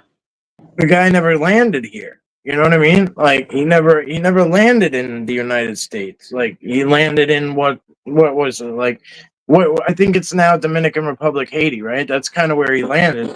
So he never necessarily made it here, right? But like, still, let's ride that line to some days off, right? Like, Yeah. I mean, I don't know. Is that a Mandela effect? Because I thought he landed yeah, here. yeah, I I don't don't know. know. It might be, it might not be, but yeah, yeah, I know because I don't know. Yeah, I remember I it don't was know either. Plymouth Rock, right? Like it was Plymouth Rock on it, and they had these three damn ships, and I don't remember. I don't remember what they were called, Santa Marina or something like that. Santa Maria, the Nina, the The Pinta. Nina, the Pinta, and the Yeah, Santa Maria. that's Yeah. Well, I just found out. I mean, we did that show on the Moon-Eyed people. Found out that there was actually like Welsh explorers that came over here and discovered this area. Everything that I thought I knew is out the window. Okay, right, everything. right. Yeah. So Exactly. I know, including that. That's how you have to start. You have to start with a blank slate when you get to this stuff because if you try to go against logic and what you've been told and what you've been sold, you're not going to get far because everything's going to contradict itself, you know, because of what's in place and what's been embedded in you. And Yeah. I say all the time, I think my TBI, my brain injury, I think helped me. Because it like reset me. Like it was like hitting the reset button. It was almost like I like how some people talk about NDEs, right? Like things like that, or stuff like like kind of gives them like a new lease or like starts them differently on some level. Yeah. Yeah. You know, yeah, that happens. A lot of people too. Yeah, it's you are very open minded too, and I can appreciate that about you. And I think that's important that a lot of people, especially when getting into stuff like we do, it's like just keep an open mind, uh, Yeah, and and be open to things changing too. Like I've noticed, and the narratives changing and stuff. Just I guess you got to keep an open mind because the narrative changes so much absolutely, about stuff, and we're as we uncover more tidbits and get more breadcrumbs, we see that what we've been taught is not real. Okay, a lot of it's real. Or there's just a lot of omissions. absolutely, yeah, How yeah. about that? And then and then you can't walk around like you haven't figured it all out too, because we all are in this like little nook and cranny of the world, right? So like it's not the same everywhere and everything isn't gonna apply in every location. So when something sounds off somewhere else, it's probably not off, it's just a different product of a different environment. You know Yeah, what I mean? So like you have to start to adapt in different ways and sift through, right? There's of course there's fluff here and there and added things and such, but there's a lot of validity, and sure. that's why a channel like yours is so important. Is you're tackling these vast variety of subjects. The dog, mine was doing it too when I got on the phone. All right. Sorry. She's probably going to bark some more too. There's a cat outside, I think. So she doesn't bark like that unless there's a cat. Okay. So hide your cats, everybody. Don't come near my house if you got a cat. Okay, please. But anyways, sorry about that with the barking, y'all. I did want to address us too. Erin, this is really interesting. She says there was a sighting of a Bigfoot in Georgia in around 1873 that had a magic bull and a dwarf, probably a juvenile, with him. But two women said that the dwarf used magic to abduct them. So it's a weird tale. I'm going to look that up because I never heard of this. But man, a bull and that's really odd. Okay, Yeah, well, that's don't know. the That little cool. people, the dwarves, the things that affect the pixies. They do tend to use like a type of magic or a type of potion or a poison something. Like they have like poison darts or whatever, and usually it's to their advantage, right? Because they're little. They're little. It's the Yeah, equalizer. You know what I mean? It's like yeah. Oh my god, it is. Amy, okay, so if you have a recommendation for a remote viewing target, yeah, put it down in the description, or not in the description. That's my job. Put it in the comments, okay, below, and we do compile those. Especially Barry and I will get together and kind of put some targets together sometimes, or he will, And so it's, yeah, and he's actually given me a really good one. I don't know what it is yet. Whatever it is, we may do a show on it tomorrow night.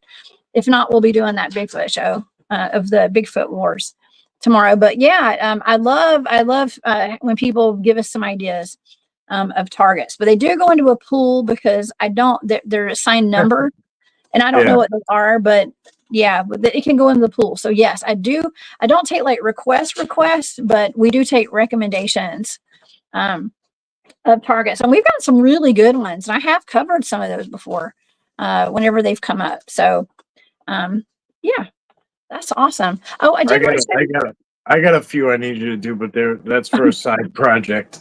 I told you about that, but oh, do you? Okay, well, you're gonna have to we'll have to talk about that for sure off camera here. Okay, I did want to show you. I said that when you came back, I was going to show you this mound in New York.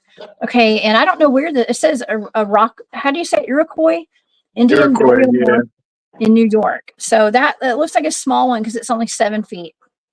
Okay, but it might actually be smaller than that. Or no, it is. It's 7 feet. That's right. It's 50 feet in the middle. You know what? Maybe that is. But I thought it was. Oh, maybe it says 5 feet. The person's 5 feet, maybe.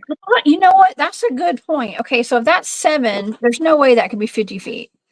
Yeah, no way. I think maybe the dip right there from side to side would be 5 feet.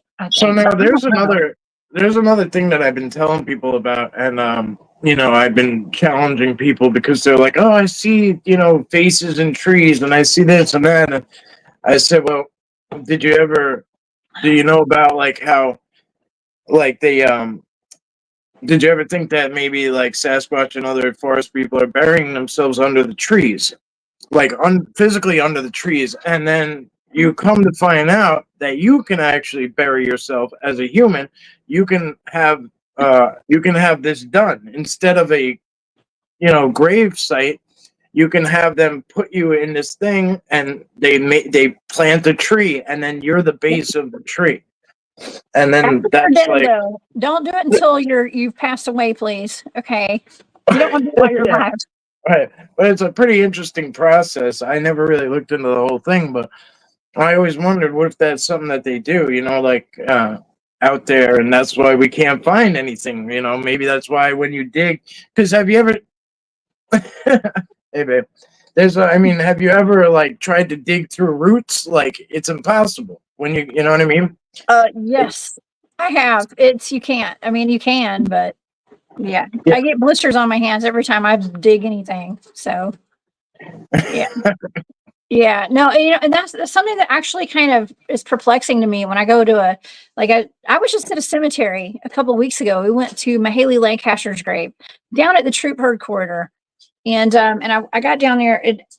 There's trees right there beside the cemetery, and it's like, wow, even where my family's buried, we have a family plot, and there's trees, and you got to wonder, like, those roots have to go into those caskets at some point, or like hit it. And it's like the essence of those people that are buried there are in that tree. Right.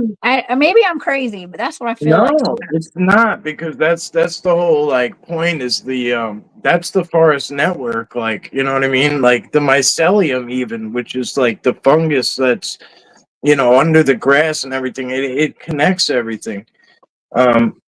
Trees communicate. Like if an insect that's like detrimental to a tree's life attaches to a tree and starts to kill it, right? If it starts to eat its leaves or whatever, it starts to destroy the tree. That tree puts off like pheromones or whatever it is, like vibrations of frequencies to the other trees, and tells them that there's something there that's not good for them, and they literally will start like growing their branches the other way, away from it. And like, there's so much that goes into it that I can go on forever and ever about how trees communicate. But and that's just with what they'll tell you. You know what I mean? Yeah. Yes. Steph says we call that the myso or myco net. Yeah, right. The mycelium net. Yeah. Yeah. You know, I did a show with Cryptids of the Corn. I think Mr. E was Mr. E came on my show. I think it was on Spaced Out Radio, if I remember correctly. And we were talking about the mycelium networks and stuff. Like that's really interesting. That's really interesting. And like the connections between the cryptids and how they could use that mycelium network and stuff. I mean, I don't know, that's a whole other topic right there. It's a big old rabbit hole. But yeah, I've been trying to show a lot of that stuff. Like when it comes to structures and stuff, I've been trying to explain it's just hard to get the word out to masses, you know what I mean? Like, so.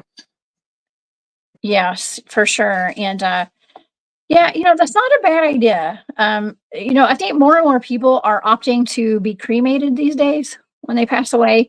I'm going to say 90% of the people that I know a lot of people that have passed away. They have pretty much all been cremated, like everybody for the most part. I had, oh my God, I don't want to get into this topic, but I'm just saying, like, my brother was not cremated. And people like from the early 2000s back, you know, most people I know were not cremated. Now today it's very popular. It's actually, you know, people want their ashes spread somewhere, you know, and I can understand. I watched a guy get put on his ashes get put on the back of his horse, and they sent the horse running so his ashes could go flying behind the horse. Yeah, like with my father, I could. Like, I don't know what kind of algorithm I was on that day, but like it was weird. I was like, why am I seeing this right now? I guess let's talk about it today. My father, I couldn't figure out what to do with him, so like I decided, I decided, so you know what, I don't have to do it all in one spot, right? Like, so I like every few years, whatever it is, or like when I feel like, or I find something like, I'm like, oh, I'll sprinkle you here, you know. So sprinkle a little bit here, I know, right? And you know, a lot of people that I've my friends who have passed away, you know, and you know, we even did a ceremony with Bob, who passed away, and we all sprinkled his ashes at one of our research locations, and that was his request. That was his final request. So he can be there. So he can be there with us every time we're on location doing our investigations. So, yeah, it's kind of what people are doing now. And Steve has a good point. He said full burials are so expensive; they're crazy expensive. Where I work, the starting price is 14 grand. Yes, that's for the cheap one, the cheap burial, I guess. And that's not cheap. Okay, it's ridiculous. It's really, and you know, and it's buying the plot of land too. You have to have a plot and the casket and the whole rigmarole, the whole shebang. So I understand. I mean, when I die, I don't care what happens to me. There's this place. There's a graveyard, and it's called Calverton. I think is where the cemetery is, and it's a military one, I think. Anyway, so like all the headstones are like uniform. They're just like short white ones or whatever. But there's a sea of them. There's like, I don't know. I'd have to like look up a number, but I guarantee you there's a couple 100,000 out there. Like, it's insane. It's insane.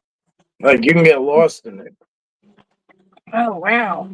Yeah. And okay, I think this is really cool that Brown Dwarf says they put his buddy's ashes at Bluff Creek at his request.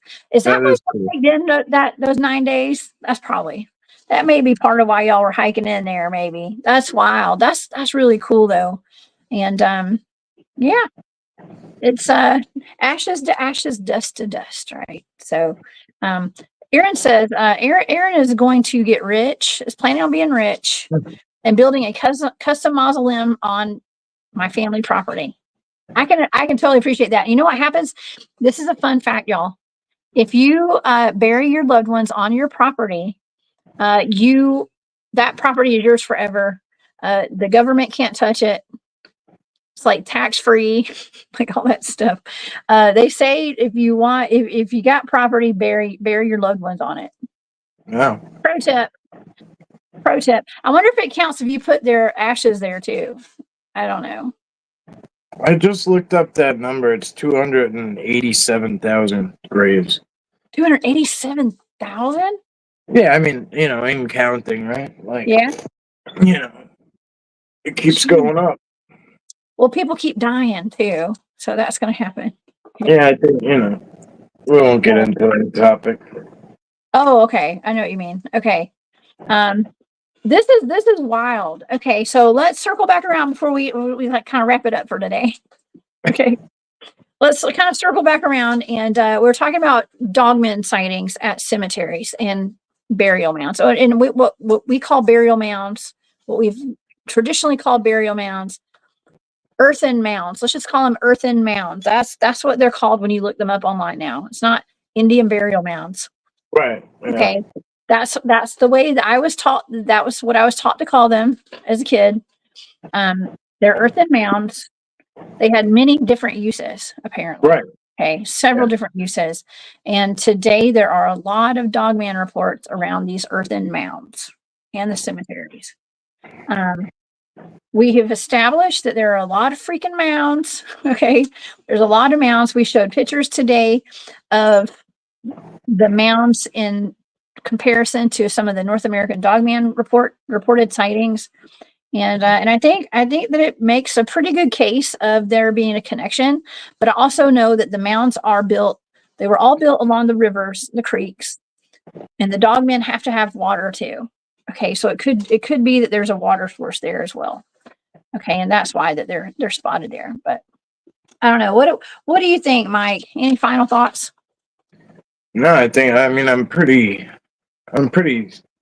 set on the same thing. Like, they're along the waterways, which is the same routes for different reasons. But you gotta wonder what these things are attracted to. If maybe they're attracted to that that energy. You know what I mean? That I don't want to say negative energy, right? Because it's not. It doesn't mean it's negative when somebody dies, but it is kind of displaced, right? When people die, their energy doesn't die, right? Their vessel died. That's it. So now, I don't know. Maybe, you know what I mean. Maybe the dogmen have a part in that, in it moving along, or who knows? There's really a lot to think about. There's really a lot to think about. There is a lot to think about. And Richard Goforth says, is it true that people in the Appalachians bury their own on property? Some do, yes, for sure. And as a matter of fact, one of my mom's best friends passed away several years ago. His birthday was about last week. Well, happy birthday to Ed. Okay, so Ed died. Well, we don't know for positive he died in this fire. It's all weird. Okay, I haven't talked about this much on air, but his house burned down, and his parents were buried on his property, and so we took what we thought could be some ashes and we buried him as well. Okay, up there, even though his body was never recovered from this, it was terrible. They're buried there though, and that is in the Appalachians. It's up in North Georgia.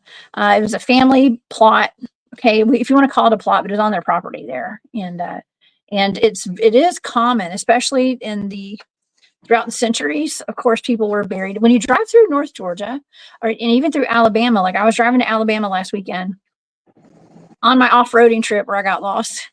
Okay, I was driving out there, and I passed a whole bunch of little tiny cemeteries and people's yards that had fences around them. Sure. And they look really old. Okay, but those are old family plots. And I mean, back in the day, people did not have. They didn't travel to go bury people. Okay, here's another conspiracy theory, kind of. Okay, it's not a conspiracy theory, I guess. This is for entertainment purposes only. Some say that cemeteries were created, well, not only to make money, but to make it where people were discouraged from burying their loved ones. This is for entertainment purposes only. At their homes on their properties, because then their properties can't get taxed. And the government can take the properties from people if they don't pay their taxes and stuff. But see, if you have family buried there, I don't know for sure. I don't know the validity in this, but I'm just saying that's what I've heard. Yeah. Okay. And that's why they're cemeteries today. The whole process of mourning and thinking somebody's gone forever too is beneficial to the big picture that, like they want embedded in us, right? Like, oops. You know what I'm saying? Mm-hmm. Yeah, yeah. But it was a very common practice to bury your family on your own property. Okay. And so yeah, that's so you gotta be careful where you dig.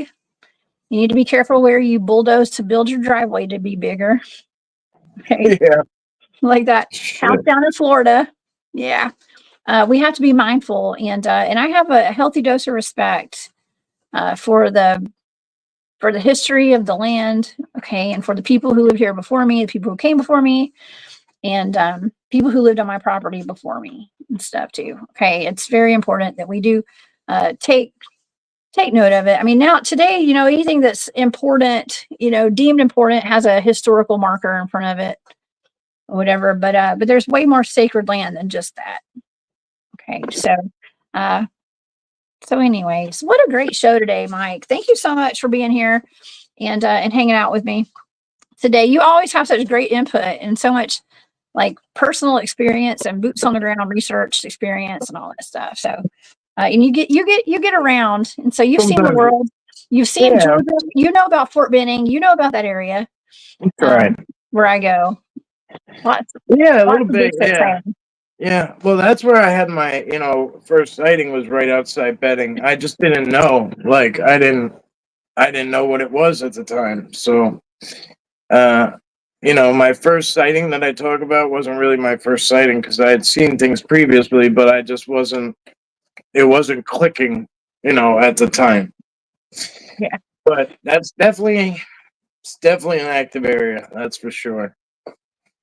Yes, yes. We have a super active area just all over Georgia and New York too. Okay, New York is. I had a really good time up there, hanging out at Camp Hero, Montauk with you and Brian Minnick and Dark Hour Paranormal. Okay, Michael and the whole crew from Montauk as well. We Well, had a really good time. we ran out of time, but I was gonna say we went to Council Rock at night with James, and Oh, something almost kind of like spiritual, maybe, and was trying to mess with you. I don't know what that was, but I remember at one point something happened to you, and that's when I knew what you were made of for sure. Because like most people would have got out of Dodge, you're like, no, no, no. Like I just give me a minute, like let me just get up, great. let me get somewhere where I could breathe for a minute, and then I'll be Yeah, good. Most yeah.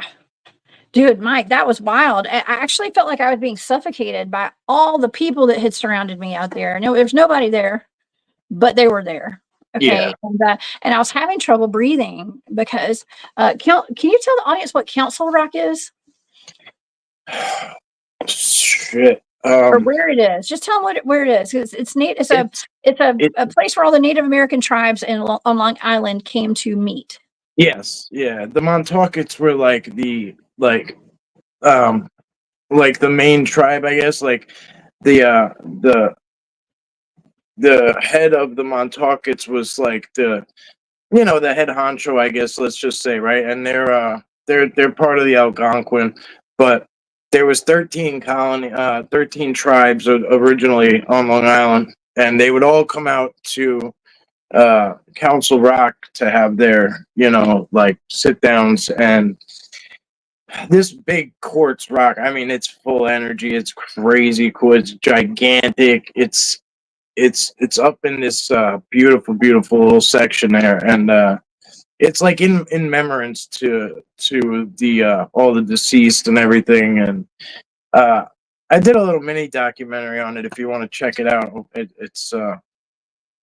It's pretty cool. It's called Council Rock Mini Doc or whatever. If you guys want a brief rundown on it, check that out. But Mhm. anyway, we were up there at night, and just checking out the area, and I was just kind of showing them like, hey, like I've had some stupid weird luck up here with some weird shit before, and like and I warned them both. I said, look, it's gonna probably get weird, and they were like, let's go, and they were game. They were down for it all, which was very, very cool. You don't see that too often. And then we went back during the day with some of the guys and explored some more, and it was cool to see it like in the daytime and feel it out. It was a whole different feel. And I don't think it's a day night thing. I think it's just like a vortexing. That whole place that whole area is like a vortexing energy, if you will. Yeah, it was. It was suffocating. Like I said, that's kind of my word, I guess, suffocating up Yeah. there. And it's beautiful. It's on top of a hill that overlooks the water. I don't know if that was a river, a lake, I don't know It's, what yeah, something great, a river. I think it's Fort Pond, maybe, or something to that effect. If you guys have ever watched Stranger Things, and you know when Dustin hooks up his big radio tower, and he has that's the same. That's where we were, Oh my technically. gosh. I love that. Technically. It was beautiful up there. And there were two gigantic, actually there were two rocks. There was Council Rock and then there was another rock that we were climbing on Yeah, down the way by the cemetery. By a yeah, cemetery. yeah. That's a And huge drive too. It yeah, had some weird writing on it. Like I don't even know. They were like plaques, right? And it said weird stuff on them. Yeah, yeah. that was an interesting one. And then I think it's the Montauk Manor was right there, which definitely looked, dare I say, Illuminati-ish. I was actually more worried that we were going to get kidnapped. Yeah, well, you don't really know what's gonna happen, especially with that place next door. But yeah, there's a lot of different stories about that place too, and I'll dive into some of this stuff with you soon because there's like a few locations I want to have you, if you no rush or anything, but I want to have you remote view a few places and kind of put some of my boots on the ground, what I've uncovered and figured out about some of these locations across that, some are labeled, right? We know about Camp Hero and its history, but there's other ones that I've figured out are kind of hiding in plain sight too. So I'd like to have your data and then kind of have other people do, like Brian, dig up history and some other stuff I want to put into it. But it's really cool. Yeah, let's do it. Let's do it for sure. And so I wanted to make a note that was James Rink, actually. It was Super Soldier Talk here on YouTube. James, the good buddy of ours, and we were all there together on that trip last year. I think that was last August. I think up to Montauk, New York. What a great time that was. And yeah, we've got more adventures, Mike. I can't wait. We'll have to do some more Bigfooting and stuff. And go look for some mounds. Maybe do some mound hunting or something one day. You can come down to Georgia. Okay. I just got an invite down there from somebody else too, so it might be my. I don't know. The Ohio guys want me over there. These guys, it's just I'll go anywhere. It's just a matter of finances. Oh yeah, ain't that the truth for all of us? I feel you. If I could travel, I'll travel. I don't care. Me too, right? I'll go. I'll go. Okay, as long as the trip's paid for, I'll be there. Okay, tell the audience about your channel, Mike, and yeah, you guys please go subscribe to Long Island Bigfoot on YouTube. Okay, but tell everybody kind of where they can find you.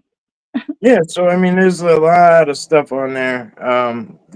Probably almost like 3,000 videos now because I've just kind of documented my whole journey. It's like a video diary of all my hikes, all my journeys through my eye. I talk to you guys as I go and just kind of discuss what I'm thinking and, whether it's just shooting the shit or like, hey, this is what I think about this. And I just kind of give my input and then just put the video up there. So if you're looking for some kind of like edited guts and just the highlight, there's not a lot of that. It's all long, drawn out, full versions. But we do a lot of live streams too, and I try to bring people out interactive, like, at the same time.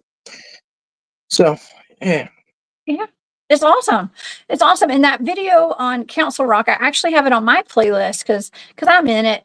Okay. Yeah. And if you go to my playlist, go to Field Research on that playlist and you will find that video there. Okay. With us, Long Island Bigfoot Mike, myself, and James Rink did a little stint there. And I tell y'all what, there were so many deer. There were deers out there and they weren't scared of us. No, they're not. They're not stupid. They know energy. They're not stupid. They're so used to people that like they know how to read us. They do. It was awesome. They were protecting us from the kidnappers, the potential kidnappers out there. I think. I don't know. The Montauk Manor is a whole nother story. I mean, you got a vibe off it, but that place goes deep. There's a lot about tunnels. I felt like they were like underground tunnels and You weren't. The stuff you were saying Yeah. it adds up. You just, I was like, that's why I was looking at you like, do you know about this place, or No, are you just feeling it? Like, I picked up on it. Yeah, we were not safe there. no. We were not safe. Yeah, and I can't travel with my pew pews, if you know what I mean. So I was not feeling good. Yeah, You know, it's all right. yeah, we Yeah, were I safe. wouldn't let nothing happen. That's why I parked the way I parked, like up, you know, like. We were ready to get out of there. Yeah, You got to, yeah. escape and evade plan. Okay, if we had to. I know. Well, I know I'm always in safe hands with you, though. Okay, and we had a really good time. But man, this has been a fantastic show, Mike. Thank you so much for being here. Oh, Um, anytime.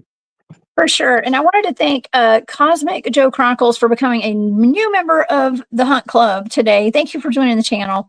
That means the world to me. I appreciate it. And I do put exclusive content up there for everybody. And sometimes we even have like little specials and stuff too for those members of that. And Mike, thank you for being a member of it too. That means the world to me.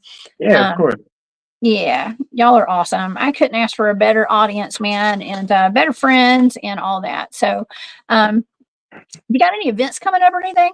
What you got? You got anything? Any trips planned? No, not really. Okay. I think Elena's coming in soon. Hopefully, that's the goal. And if we get out, we get out. But I don't Okay. know. We'll see what happens. Yeah, Well, good. Shout out to I'm Elena. trying. Yeah, I'm trying to get over to Ohio and see those guys, but they or maybe meet them in Pennsylvania or something. But it's tough. Like, it's tough. Yeah.